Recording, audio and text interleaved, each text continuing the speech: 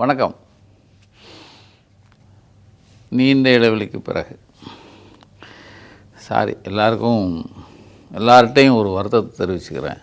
ஏன்னா இந்த அமெரிக்கா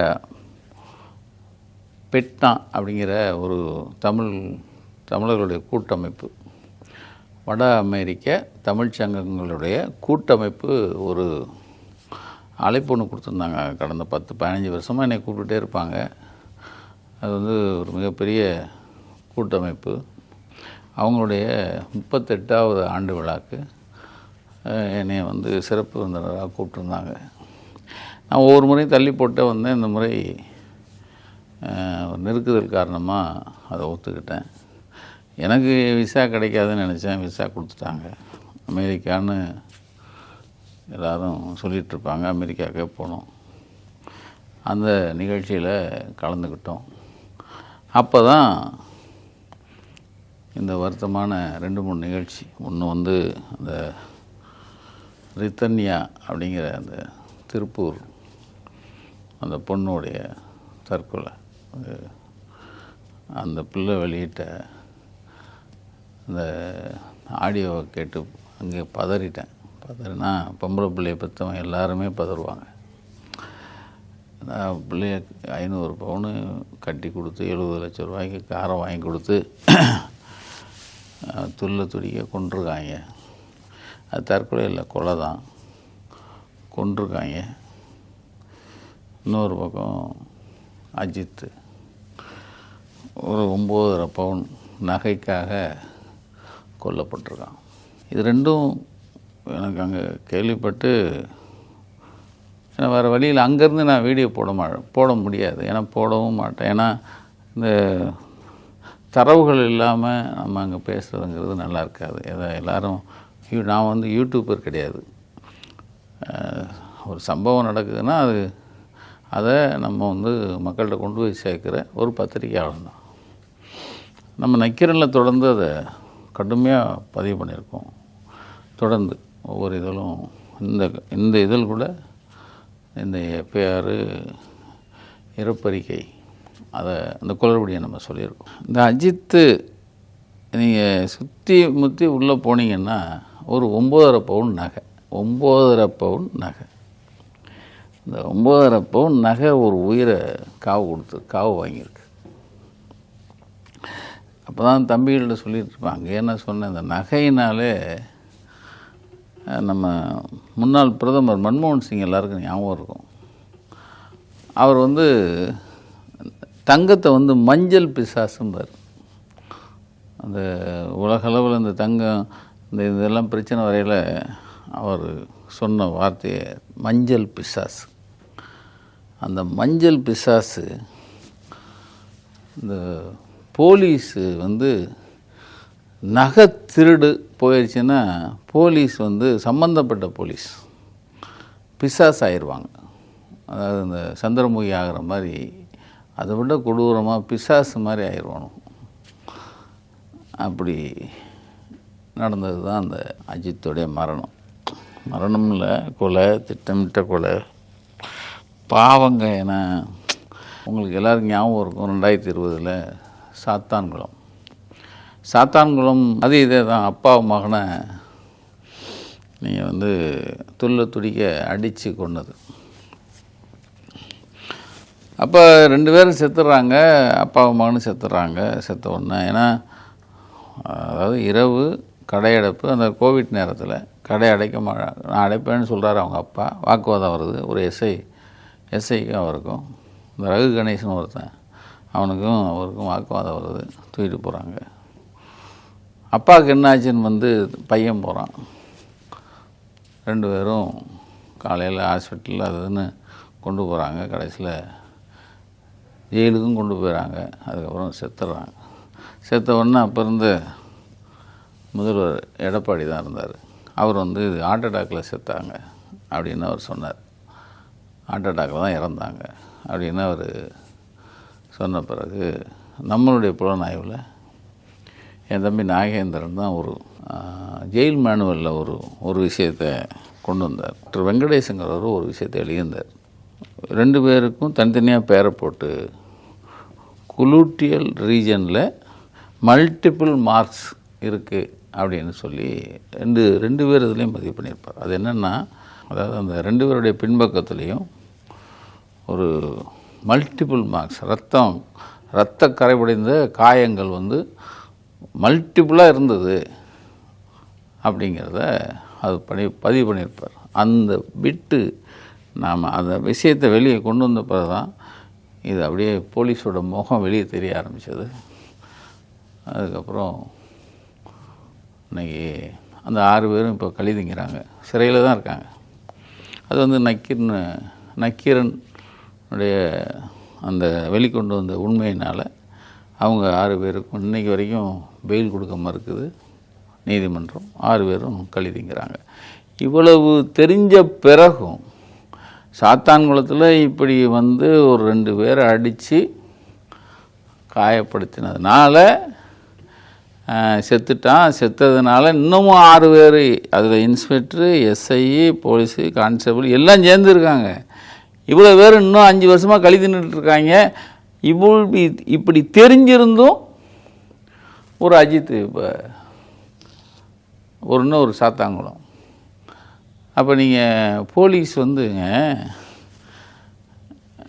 எதை பற்றியும் கவலைப்படலை. அதான் சொன்னேன், தம்பிகள்கிட்ட சொன்னேன், நகை காணாமல் போயிருச்சுன்னா சார் மற்ற எல்லா வேலையும் சிஎம் பந்தோபஸ்தை கூட விட்டுருவாங்க. நகை காணாமல் போனால் அவங்க வந்து அதான் பிசாஸ் ஆயிடுவாங்க, சந்திரமுகி ஆகிறது. நீங்கள் நல்லா பாருங்கள், 9.5 பவுன் தான், 9.5 பவுன் தான் அந்த நகை. அதுவும் திருட்டு கொடுத்ததா சொன்ன நிகிதாங்கிற பொம்பளை திருட்டு பொம்பளை. அந்த அம்மா பேரில் அத்தனை வழக்கு, அவ்வளவு பிரச்சனை இருக்குது. அது அவ்வளவு மோசடி புகார் அது மேலே இருக்குது. அது சொல்லி வச்சுருந்தா வேத வாக்காக எடுத்துங்க ஒருத்தனை. அதான் நீங்கள் நல்லா பாருங்கள், 9.5 பவுனுங்கிறது அது ஒன்றும் பெரிய ஒரு உயிரை வாங்குகிற அளவுக்கான ஒரு பெரிய அந்த திருட்டு வந்து மிகப்பெரிய திருட்டு, பயங்கரம். அந்த வெடி வச்சு இந்த தீவிரவாதிகள்லாம் வெடி வச்சு தகர்க்கிறாங்கல்ல, அதை விட மோசமாக தூக்கிட்டு போய் அடிச்சிருக்காங்கன்னா பாருங்கள். ஏன்னா அந்த மஞ்சள் பிசாசு நகை. அப்போ ஒரு பெரிய அதிகாரி இந்த 9.5 பவுனு ஆட்டையை போடணுங்கிறதுக்காகவே, அதாவது 9.5 பவுன்னா 9.5 பவுனில் நீங்கள் கூட்டி கழித்து கொடுத்தா அப்படியே கிடச்சிருந்தா கூட்டி கழித்து கொடுக்குறது பாதி கூட கொடுக்க மாட்டாங்க, மிச்சம் ஆட்டையை போட்டுருவாங்க. அதுக்காக நீங்கள்ப்பா ஒரு பெரிய ஒரு கொள்ளை கூட்டத்தை பிடிக்கிற மாதிரி வீட்டுக்கு போய் சர்ச்சு ஒரு பெரிய டீம், எது டிஎஸ்பி தலைமையிலான டிஎஸ்பி சொன்னது பேரில் ஸ்பெஷல் டீம் போய் வீடை சர்ச் பண்ணுது, புரட்டி போடுது, அவன் தம்பியை தூக்கிட்டு போகுது. இவனை முதல்ல இந்த அஜித்தை வந்து ஒரு 4 இடத்துக்கு கொண்டு போகிறாங்க, ஒரு பெரிய படை. அது இப்போ எல்லாருக்கும் இருக்கிற கேள்வி, யார் அந்த சாரன்னு முதல்ல ஒரு பிரச்சனை வந்ததில், அதே மாதிரி இந்த சனியன்லேயும் இந்த இவ்வளோ பெரிய படையை அனுப்பி அவனை தூக்கி அவன் வீடை ரைட் பண்ணி அளவுக்கு செஞ்ச அந்த சார் யார் அப்படிங்கிற கேள்வி வந்துருச்சு. அன்னைக்கே அவனை கூட்டு போய் புதூரில் இருக்கிற கால்நடை மருத்துவமனை அங்கே கொண்டு போய் வச்சு சித்திரவதை. அடுத்து மடப்புறம், அதாவது தான் அந்த கோயில் இருக்கிற இடம், மடப்புறம் ஆதி திராவிடர் ஆண்கள் தங்கும் விடுதிக்கு கொண்டு போயிருக்காங்க ஒரே நாள். அதுக்கடுத்து ஒரு கட்டத்தில் அவன் அடி தாங்காமல் அவன் வந்து அயோத்தி தோப்புன்னு சொல்லியிருக்கான் ஒரு இடத்துல. ஏன்னா சொல்கிறான்னு அடி தானே, அடி மிதி எல்லாம் இருக்கும்ல. அயோத்தி தோப்பு வச்சு அடித்து அது கடைசியாக கொண்டு போய் எங்கள் கோசாலையில் மடப்புறம் ஒட்டி இருக்கிற அந்த அலுவலகத்துக்கு பின்னாடி இருக்கிற கோசாலையில் வச்சு அதுதான் வீடியோவாக வந்துச்சு. வீடியோ வந்து அங்கே வேலை பார்க்குற ஒருத்தன் இந்த அடித்த அடியில் ஓலம் வந்து அந்த கோயிலுக்கு வர்றவங்க கேட்டு அவங்க வந்து வேடிக்கை பார்க்குற அளவுக்கு அந்த ஓலம் இருந்ததாங்க. அந்த ஓலம் கேட்டு மக்கள்கிட்ட கேட்குறாங்களே. இப்போ ஒரு தயவு தாட்சியம் இருக்குல்ல, டேய் அடித்து கத்துனா இது இந்த பக்தர்கள் வந்த ஜனங்கள்லாம் கேட்குது, அதனால் மெல்லடிங்கடான்னு கூட சொல்லலை. அவங்க கேட்குற பற்றி இவனுக்கு கவலையும் படலை. அப்போ இப்போ இருக்கிற இந்த சோசியல் இந்த மீடியா இந்த விஷயங்களில் இதெல்லாம் எவ்வளோ பெரிய விஷயமாகும்னு தெரிஞ்சிருந்தும் வெறித்தனமாக இவங்க அடிச்சிருக்காங்கன்னா அந்த மஞ்சள் பிசாசு மேலே இருக்கிற ஒருத்தன் அந்த மஞ்சள் பிசாசுக்கு ஆசைப்பட்டு இந்த 5 பிசாசை வச்சு ஒரு அப்பாவியை கொண்டுட்டாங்க. சரி, இவ்வளவு ஆச்சு. ஒரு தமிழ்நாடே புரட்டி போட்ட ஒரு ஒரு ஒரு பெரிய ஒரு கொடூரமான செயல். அந்த 9.5 பவுன் கிடச்சிதா? கிடச்சிருக்கணும்ல, அதை இன்னும் எடுக்கலை. ஆனால் நீங்கள் பாருங்கள், புரட்டி அதுக்கு சிபிஐ வரைக்கும் போயிடுச்சுங்க. இன்றைக்கி வரைக்கும் அந்த 9.5 பவுன் கிடைக்கல. பல சந்தேகம். ஏன்னா முதல்ல அந்த நிக்கிதாங்கிற அந்த அந்த திருட்டு பொம்பளை இருக்குல்ல, அது முதல்ல 9.5 பவுனை முதல்ல தொலைச்சதா அப்படிங்கிற கேள்வி வந்துருச்சு. இப்போ இந்த 9.5 பவுனுங்கிறது எங்கே போச்சு? அது கால் முளைச்சி மேலே ஆகாயத்தில் பறந்தா போயிருக்கும் சார். இன்றைக்கி வரைக்கும் எத்தனை நாள் ஆச்சு? 27 நடந்தது, கிட்டத்தட்ட 20 நாள் ஆயிடுச்சு. 20 நாளில் இந்த 9.5 பவுனை தேடல, 9 பவுனை கண்டுபிடிக்கல. ஸ்காட்லாண்ட் யார்டெல்லாம் பயங்கரமான போலீஸுங்கிறோம். இப்போ பார்த்தீங்கன்னா எஸ்பி அவரை காத்திருப்பவர் பட்டியலில் வச்சுருந்தாங்க. அதுக்கப்புறம் இப்போ சாரை அவரை வேறு பதவி கொடுத்துட்டாங்க. தனிப்பிரிவு இன்ஸ்பெக்டரு வெங்கடேச பெருமாள்னு ஒருத்தர், அவர் எஸ்பி போடாததுக்கு முன்னாடி அவர் தான் எஸ்பியாகவே ஆக்டிங் எஸ்பியாக இருந்தார். அவரை இன்றைக்கி வரைக்கும் ஒன்றும் கை வைக்கல. அவங்க டிஎஸ்பி சஸ்பெண்ட் பண்ணியிருக்காங்க. யாரோ சண்முக சுந்தரமோ யாரோ ஒருத்தரை, இந்த 5 பேரை உள்ளே வச்சுருக்காங்க. அப்போ எஸ்பி சார், ஒரு முதல்வர் சம்மந்தப்பட்ட அந்த குடும்பத்துக்கு அமைச்சரை வச்சு ஃபோன் பண்ண சொல்லி அங்கே போய் அங்கேருந்து ஃபோன் பண்ணி கொடுத்து அந்த குடும்பத்திட்ட வருத்தம் தெரிவிக்கிறார். அப்போ அவர் பொறுப்பு, அதான் அவர் தான் நான் தான் பொறுப்பு அப்படிங்கிறதுனால தானே அவர் வருத்தம் தெரிவிக்கிறார் அவங்ககிட்ட. அப்போ அந்த இதில் டிஎஸ்பி அதுக்கு மேலே எஸ்பி பொறுப்பு தானே. அவருக்கு ஏன் காத்திருப்பு பட்டியலேருந்து திடீர்னு கொண்டு போய் அவர் ரொம்ப நல்லவராம்? என்ன நல்லவர்? அவர் தண்டிச்சிருக்கணுமா இல்லை சார்? ஏன்னா அவர் அதை சொல்கிறாங்க. இப்போ இருக்கிற டிஜிபிக்கு அவர் உறவு முறை வேணும்னு சொல்கிறாங்க. அவர் பொண்ணு ஒருத்தங்க இருக்காங்க, அவரை கட்டிக்க போகிறவருங்கிறாங்க. அதாவது இதுக்குள்ளே நான் போகல. இதில் ஒரு பெரிய இவ்வளவு கூத்து. இந்த 9.5 பவுன் நகைக்காக ஒரு பெரிய அதிகாரி ஒரு ஒரு மினி படையவே அனுப்பி ஒரு அப்பாவி ஒரு காவலாளியை கொண்டு எடுத்துட்டாங்க. குடும்பத்தையும் நிர்குலைய வச்சுட்டாங்க. இது எல்லாமே வெளியே வந்தது எப்படின்னு பார்த்தா, ஒரே ஒரு வீடியோ. அங்கே வேலை பார்க்குற அந்த மடப்புறம் கோயில் நிர்வாகத்தில் வேலை பார்க்குற ஒரு தம்பி பாத்ரூம்லேருந்து தெரியாமல் எடுத்திருக்கான். அந்த கோயிலுக்கு நானும் போகிறவன் தான், தெரியாமல் எடுத்திருக்கான். அது மாத்திரம் வரலேன்னு வச்சுங்களேன் இன்றைக்கி. ஆனால் இது எதை காட்டுது அப்படின்னா, நகைன்னு அதான் நான் சொன்ன மஞ்சள் பிசாசு எது நான் சொல்லலை, மன்மோகன் சொன்னது. அந்த மஞ்சள் பிசாசு மாத்திரம் காணாமல் போச்சு, திருட்டு போயிருச்சுன்னு வந்துட்டா அந்த போலீஸ் அவங்க எடுக்கிற அந்த விஸ்வரூப பிசாசு அந்த தோற்றம் இருக்குல்ல, அதுக்கு விழுந்த ஒரு மிகப்பெரிய அடி தான் அந்த அஜித்தோடைய மரணம். ஆண்டாண்டு காலம் நான் கேள்விப்பட்டேன். நான் இது இப்போ 2010 நடந்த ஒரு விஷயம். 2010 ஜெயஜநகர் போலீஸ் ஸ்டேஷன் இங்கே பக்கத்தில் இருக்குது. ஒரு ஒரு நண்பர் நமக்கு தெரிஞ்சவர் 110 பவுன், அது அவர் பேர் சாமியப்பன், நம்ம நல்ல அண்ணாச்சி அவர். 110 பவுனு வீட்டில் திருடப்பட்டுருச்சு, களவாடிடுச்சு. போய் கம்ப்ளைண்ட் கொடுக்குறாரு.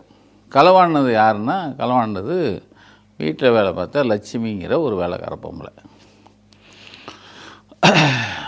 கம்ப்ளைண்ட் கொடுக்குறாரு. புகார் கொடுத்த உடனே மஞ்சள் பிசாசில் விஸ்வரூபம் எடுக்கிறது போலீஸ் ஸ்டேஷன். பொன்னுச்சாமின்னு ஒரு இன்ஸ்பெக்டர், அவர் தலைமையில் ஒரு டீம். அந்த சம்மந்தப்பட்ட சாமியப்பன் என்ன சொல்கிறாரு, பொன்னுச்சாமி ரொம்ப நேர்மையாக நடந்துக்கிட்டார். ஏன்னா அவருடைய இன்வெஸ்டிகேஷன் ரொம்ப, ஏன்னா அந்த அம்மா அந்த திருடின பொம்பளை காஞ்சிபுரத்தில் ஒரு மகன் இருக்குது, இன்னொன்று தாராசுரத்தில் ஒரு மகன் இருக்குது. இவங்க அங்கங்கே அப்படியே போய்கிட்டே இருக்காங்க. நாங்களும் கூட போகிறோம். எங்களுக்கு சொல்லிக்கிட்டே இருக்காங்க, போக போக சொல்லிக்கிட்டே இருக்காங்க. தாராசுரம் போகிறாங்க. இந்த திருடின நகையை நான் நடந்தது சொல்கிறேன். அதாவது மஞ்சள் பிசாசு அப்படிங்கிற ஒரு விஷயம் வந்தால் இவங்க எல்லாம் எப்படி பிசாசாக மாறுறாங்கிறதுக்கு சொல்ல வரேன். தாராசுரம் போனோன்னே வீட்டில் 5 லட்ச ரூபா இருக்குது. இந்த எடுத்த நகையை ஒரு 5-6 கடையில், அதாவது சேட்டு கடையில் அடமானம் வச்சுருக்காங்க. இந்த 5 லட்ச ரூபாயும் கைப்பற்றிருச்சு போலீஸு. அந்த அடமானம் வச்சது மொத்தம் ஒரு 45 55 பவுன். அதையும் கடைகளில் வச்சதை அடித்து, அதாவது அதை திருப்பி வாங்கிடுச்சு. ஏன்னா திருட்டு நகை வாங்கினது தப்பு இல்லை. அந்த சேடுகள்கிட்ட வந்து அதையும் வாங்கிடுச்சு. வாங்கிட்டு இருக்கும்போது எப்பயுமே சார் இதில் பெரிய இன்னொரு களவாணித்தனம் இருக்கும். ஒரு டீம் அனுப்புகிறாங்க இல்லையா, இந்த டீம் நேர்மையாக போய் விசாரிக்கும். ஆனால் அந்த டீமில் ஒரு கல்பிரிட் ஒருத்தர் இருப்பார். அது போலீஸ் டீம்லேயே ஒரு கல்பிரிட், அது டிரைவராகவோ யாரோ ஒரு ஆளாக இருப்பார், கான்ஸ்டபிளாகவோ இருப்பார். அவர் என்ன பண்ணுவார், இவங்க நெருங்கிட்டாங்க, அந்த 100 பவுனை பூரா கைப்பற்ற போகிறாங்கன்னு தெரிஞ்ச உடனே இன்னொரு மேலதிகாரிகிட்டேருந்து ஒரு ஃபோன் வரும். ஏய் என்னையா போடுங்க நீங்கள், இவ்வளோ நாளாச்சு அதான் ஏன்னா நாளைக்கு காலையில் எடுக்க போகிறாங்கன்னா இப்போ ஃபோன் வரும்.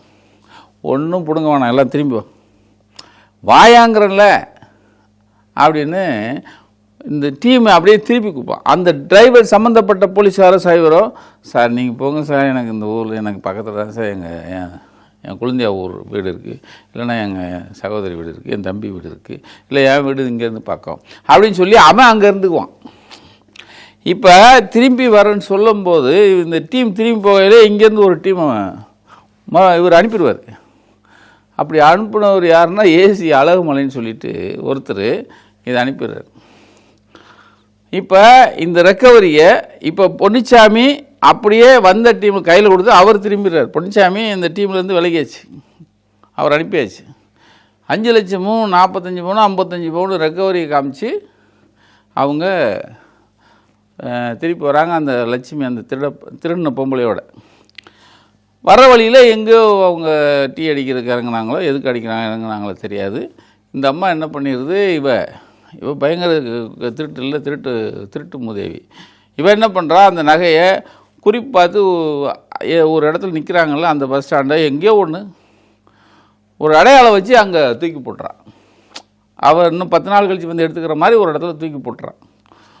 தெரியாத மாதிரி இருக்கா. இவங்களும் அவன் திருட்டு நகையை கைப்பற்றினதே திருடு போனது தெரியாமல் இந்த போலீஸ் இவர் அனுப்பினார்ல ஸ்குவாடு, அதாவது அந்த ஸ்குவாடுக்கு தெரியாமல் இவங்க திரும்பி வந்துடுறாங்க. இங்கே வந்து அந்த நகை திருடு போய் அந்த நகையை காணும். இவ்வளோ கேட்டால் எனக்கு தெரியும், நீங்கள் தானே சார் எடுத்தீங்கிறான். இப்போ போட்டது அவங்களுக்கு தெரியாது. இப்போ ஏசிக்கு திருடனுக்கு தேல் கொட்டின மாதிரி ஆகிப்போச்சு அவருக்கு. நல்லா புரிஞ்சுங்க. இப்போ என்னாச்சு, இப்போ அந்த ஏசி என்ன பண்ணுறாரு, திருட்டு கொடுத்தவங்க வீட்டுக்கு வர்றாரு. ஏய் நீ முதல்ல திருட்டு கொடுத்தியா, ஏன்னா தொலைச்சாச்சுல திருட்டு எனக்கு என்னமோ சந்தேகமாக இருக்குது. ஏயா உனக்கு ஏதாவது கூத்தியா, யார் சம்மந்தப்பட்ட அந்த ஓடரே உனக்கு ஏதாவது சின்ன வீடு ஏதாவது ஸ்டெப்னி இருக்கா, அவளுக்கு ஏதாவது கொடுத்துட்டியா அப்படின்னு இவன் முழிக்கிறாங்க. யார் திருடு கொடுத்தவங்க. ஐயோ என்ன நம்ம மேலேயே பழி. அப்போ அவள் என்ன பண்ணுறா, இன்னொரு நல்ல வேலைக்காரி ஒருத்தர் இருக்கா, அவள் லட்சுமி. அவட்ட கேட்ட உடனே இல்லை லட்சுமி வந்து பாதி நகை அவள் வச்சுருக்கான்னு அவள் ஏதோ போட்டு கொடுத்துருக்கா போல். இன்னொரு வேலைக்காரி இருக்கால அவளை தூக்கு, அவளை கொண்டு போய் விசாரி, அவளை தனியாக உட்கார வை அப்படிங்கிறாங்க. அந்த அம்மா மண்ணள்ளி தூத்து தான், அவன்கிட்ட வேலை பார்த்துக்கு நான் இதையா கட்டினேன், நான் என்ன பண்ணேன்னு அது அலறுது. இப்போ இந்த சாமியப்போட பையன் 2 பேர் இருக்காங்க, அவங்கள கூப்பிட்டு எப்பா உங்களுக்கு ஏதாவது வேறு ஒய்ஃப் இல்லாமல் வேறு எதாவது நீங்கள் எதாவது வச்சுருக்கீங்களா, அங்கே ஏதாவது கொடுத்துட்டீங்களா அப்படின்னு அவங்கள விரட்டுற. இவங்களுக்கு இப்போ ஏன்டா நகையை பறி கொடுத்து கம்ப்ளைண்ட் கொடுத்தோம் அப்படிங்கிற மாதிரி இவங்க ஏன்ட்ட வராங்க. அப்புறம் நான் மேலெல்லாம் சொல்லி இவங்களை அரெஸ்ட் பண்ணுறதுலேருந்து காப்பாற்றினேன், இவங்களை அரெஸ்ட் பண்ணக்கூடாதுங்கிறதுலேருந்து நான் காப்பாற்றினேன். இதுக்கிடையில் இவங்க நான் நான் வெளியே கொண்டு வந்தாச்சு, அரெஸ்ட் கிடையாதுன்னு தெரிஞ்ச பிறகு இப்படி இருக்குது அப்படின்னு சொல்லி இவருடைய பையன் ஃப்ரெண்டு வந்து நம்ம முன்னாள் காளிமுத்து இருக்கார்ல, கமிஷனர் இருந்தார், அவருடைய பையன் ஃப்ரெண்டு அவன்கிட்ட சொல்லியிருக்காங்க. அவங்க அப்பா ரிட்டையர்ட் ஆகிட்டார். யார்? காளிமுத்து ரிட்டையர்ட் ஆகிட்டார். ரிட்டையர்ட் ஆன பிறகும் அவர் வந்து சம்மந்தப்பட்ட டிசி அப்போ பாலசுப்ரமணியன் இருந்தார், அவருக்கு ஃபோன் பண்ணி சொல்கிறார், இந்த மாதிரி நான் காளிமுத்தன் அவர் பையன்ட்டு சொன்னேன், காளிமுத்து சார் வந்து பாலசுப்ரமணியன் டிசிட்டு சொன்னாங்கன்னு என்ற தகவல்லாம் சொன்னாங்க. சரி, அது போயிட்டுருக்குல, ரைட்டு. இப்போ பாலசுப்ரமணியம் ஏசி அழகுமலையிலேருந்து எல்லாரையும் கூப்பிட்டு ஏயா அப்படின்னு அவங்க திட்டுவாங்கல்ல, திட்டிட்டு அவர் சொல்கிறாரா, நீங்கள் இரு அப்படின்னு சொல்லிட்டு அந்த பொம்பளையோட வந்தவ எல்லாரையும் அரெஸ்ட் காமிச்சாச்சு. அவங்க கூட வந்து இன்னொரு எப்பயுமே ஒரு அக்யூஸ்ட் ஒருத்தனை அந்த 2 பேரோட பழக விட்டுருக்காங்க. அவங்க 2 பேரும் மிச்ச நகை எங்கே வைக்கிறாங்கிறத அவங்களுக்குள்ளே பேசிகிட்டு இருக்கிறத இவங்க பார்த்து சொல்கிறான். மறுபடியும் இதே பொன்னிச்சாமி தலைமையில் அந்த டீம் போய் அந்த மிச்சம் இருக்கிற 55 பவுனை தூக்கிட்டு வருது. 110 பவுனில் முதல்ல ஒரு 55, இப்போ ஒரு 55 தூக்கிட்டு வருது. இப்போ 55 பவுன் வந்த உடனே இந்த 5 லட்ச ரூபா ரெக்கவரி காமிச்சாங்கல்ல, அது அப்புறம் அழகுமலை அந்த டீமு எல்லாத்தையும் சேர்த்து வச்சு மிச்சம் இருக்கிற காசை போட்டு நீ 110 பவுனாக நீ வாங்கி கொடுக்கணுன்னு இவர் ஆர்டர் போடுறார். இவங்க வீட்டுக்கு போகிறாங்க. யார்? மறுபடியும் அழகுமலை டீமு வீட்டுக்கு போகிறாங்க. போய் சார் கொஞ்சம் குறைச்சிங்க சார், திருடு கொடுத்த நகையை 100 பவுனில் அதிலேருந்து கொஞ்சம் குறைச்சி சொல்லுங்கள் சார், ஒரு 90 ரூபா சொல்லுங்கள் சார் ப்ளீஸ் சார் அப்படின்னு போய் கெஞ்சுறாங்க. இவர் என்னடா அது, சரி 90 ரூபா வச்சு அப்படின்னு இவர் சொல்கிறார். இப்போ 90 பவுன் எங்கே போகிறது அப்படின்னா 55 பவுன் ரெக்கவரி காமிச்சாங்களா, அது மிச்சம் இருக்கிறதுக்கு ஜிஆர்டிலேயோ ஏதோ ஒரு பெரிய இதில் இந்த 5 லட்ச ரூபா ப்ளஸ் இன்னொரு 1.5 லட்ச ரூபா கூட ஆச்சான். போலீஸ்காரங்க கையில் போட்டு வாங்கி 90 பவுனாக கொடுத்துருக்காங்க. 90 பவுன் கொடுத்த உடனே இதான் கிளைமேக்ஸ். இந்த சந்தோஷத்தை போய் காளிமுத்து அப்போது இருந்த கமிஷனர் ரிட்டையர்டு, அவர்கிட்ட போய் இவங்க சந்தோஷத்தை நன்றி சொல்ல போயிருக்காங்க. அப்போ அவர் சொன்னாராம், எவ்வளோ ரெக்கவரி ஆச்சு? 90. பெரிய விஷயம் சார். அவர் 90 பவுன் ரெக்கவரிங்கிறது 110 பவுனில் 90 பவுன் ரெக்கவரிங்கிறது 90% உங்களுக்கு பெரிய யுவர் லக்கி. ஏன்னா 50% தான் கிடச்சிருக்கும். ஒரு மாதம் லேட் ஆகிடுச்சு, திருடு கொடுத்து ஒரு மாதம் லேட் ஆகிடுச்சுன்னா 50% தான் கிடைக்கும். உங்களுக்கு 90% கிடைச்சது பெரிய லக்கி. யார்? பெரிய கமிஷனராக இருந்தால் உயர் அதிகாரி சொல்கிறார். என்ன இந்த மஞ்சள் பிசாசு இந்த போலீஸ்காரங்க, நான் எல்லா போலீஸையும் தவறு சொல்ல, நான் வந்து இந்த திருட்டு நகையை பிடிக்க போகிற போலீஸ் இருக்குல்ல, அதுலேயும் பொன்னிச்சாமி மாதிரி நல்லவங்க இருக்காங்க, பாலசுப்ரமணியம் மாதிரி டிசி இருக்கார், ஏன் காளிமுத்தே வந்து ஃபோன் பண்ணி தானே ரெக்கவரி பண்ணியிருக்காரு, அவரை மாதிரி ஆள் இருக்காங்க. ஆனால் இந்த பாடின நகைன்னா இவங்க வந்து அந்த வெறியை தாங்க 9.5 பவுனில் காமிச்சு. இது நீங்கள் நான் சொல்கிறத பொருத்தி பார்த்தீங்கன்னா தெரியும். இது அங்கேருந்து அப்படியே ஷார்ட்டை கட் பண்ணி இங்கே வந்தீங்கன்னா 9.5 பவுன் இப்போ இருக்கிற விலை 9.5 10 லட்ச ரூபா. 10 லட்ச ரூபா கொடுத்தாலும் நகை. அப்போ முன்னாடி எனக்கு சொல்லுவாங்க, 200 பவுன் நகை திருடு போச்சுன்னு வந்துருச்சுன்னா சம்மந்தப்பட்ட அதிகாரி, பெரிய அதிகாரியுடைய வீட்டுக்காரங்க சொல்லுவாங்க, ஏங்க பார்த்துக்குங்க அப்படிம்பாங்களாம். நான் எல்லாரையும் தப்பு சொல்லலை, எல்லா போலீஸாருடைய பெண்களையும் நான் தப்பு சொல்லலை. இதெல்லாம் எனக்கு நம்ம இத்தனை வருஷம் பத்திரிக்கை இருந்ததுனால வந்த விஷயங்களை சொல்கிறேன். இப்போ இந்த தாங்க அஜித்திட்ட நீங்கள் இன்னும் இப்போ நம்ம கேட்குற கேள்வியாக தான் 9 பவுன் கண்டுபிடிச்சிங்களா? உயிரெடுத்தாச்சு, சிபிஐ போட்டாச்சு. இத்தனை நாளில் சிபிஐ இந்த 9 பவுனையாக கண்டுபிடிச்சிருக்கணும்ல. சம்மந்தப்பட்ட எஸ்பி தலைமை இருக்கிறவங்க யாரோ இந்த நிக்கிதாக்காக ஃபோன் பண்ணாங்க, டெல்லியிலேருந்து ஐஏஎஸ் அதிகாரி ஃபோன் பண்ணாங்கிறான். அப்புறம் இங்கே உயர் அதிகாரியாக இருக்கிற இந்த இப்போ போலீஸ் அதிகாரிகள் பெரிய பெரிய மேல்மட்டத்தில் இருக்கிறவங்க ஃபோன் பண்ணாங்கிறாங்க. ரைட்டா? அப்போது ஒரு நிக்கிதாங்கிறவ அவ்வளோ பெரிய ஆளா? அவள் இப்போ பேட்டி எதில் கொடுத்துருக்கலாமே, நான் நல்லவ வல்லவ, நான் அப்படி ஒன்றும் பெரிய ஆள் இல்லை. அப்படி பெரிய ஆள் இல்லைன்னு அந்த பொம்பளை சொல்கிறா. அவளுக்காக ஏங்க இவ்வளோ பெரிய ஒரு வேணா இந்த ஈரான் போர் மாதிரி, ஈரான் குண்டு போட்ட உடனே போர் பண்ணாங்க இஸ்ரேலு, அது மாதிரி இவ்வளவு அவசரம், இவ்வளவு புகாரை பதிவு பண்ணுறதுக்கு முன்னாடி இத்தனை 4 இடத்துல கொண்டு போய் அடித்தது. அப்போது கேள்வி கேட்க மாட்டோம். இவ்வளவு நடந்திருக்கலங்க. இப்போ எஃப்ஐஆரும் இப்போ நேற்று வந்து அவருடைய போஸ்ட்மார்டம் ரிப்போர்ட் கொடுத்துருக்காங்க. யார்? அஜித்தோடைய. எஃப்ஐஆரில் என்ன சொல்கிறாங்க? அஜித்குமார் என்பவர் மீண்டும் தப்பி ஓடி கீழே விழுந்து விட்டதாகவும் அவருக்கு வலிப்பு வந்து விட்டது என்றும் திருப்புவனம் மருத்துவமனைக்கு சென்று கொண்டிருப்பதாகவும் கூறியதால் யார் எஃப்ஐஆரில் எழுதுகிறாங்க, மேற்கண்ட நபர்களை உறவினர்களிடம் ஒப்படைத்துவிட்டு உயரதிகாரிகளுக்கு தகவல் கூறிவிட்டு மீண்டும் பிரபு அவர்களிடம் தொலைபேசி மூலம் பேசி மருத்துவமனையில் வந்து பார்க்க மேற்கண்ட அஜித்குமாரை சிவகங்கை மருத்துவமனைக்கு ஆம்புலன்ஸ் மூலம் சிகிச்சைக்கு அழைத்து சென்றார்கள். இதெல்லாம் எஃப்ஐஆரில் வருது. அங்கே வந்து முடியாதுன்னு மதுரை அரசு மருத்துவமனைக்கு கொண்டு செல்ல கூறியதால் ஆம்புலன்ஸ் மூலம் கொண்டு சென்றதாகவும் இரவு சுமார் 11:15 மணிக்கு மருத்துவர் பரிசோதித்து விட்டு அஜித்குமார் வரும் வழியிலே இறந்து விட்டதாக கூறியதாகவும் தெரியப்படுத்தினார். இது வந்து முதல் தகவல் அறிக்கை எஃப்ஐஆரில் சொல்லியிருக்காங்க. எங்கே? அதாவது திருப்போணத்துலேருந்து சிவகங்கையிலேருந்து மதுரை போன பிறகு தான் அங்கே தான் வரும்போது செத்துட்டா எஃப்ஐஆரில் சொல்கிறாங்க. ஆனால் போஸ்ட்மார்டம் ரிப்போர்ட் நேற்று கொடுத்ததில் அஜித்குமார் திருப்போணம் அரசு மருத்துவமனை கொண்டு செல்லும் வழியில் உயிரிழந்தார் என்று மட்டும் குறிப்பிடப்பட்டுள்ளது.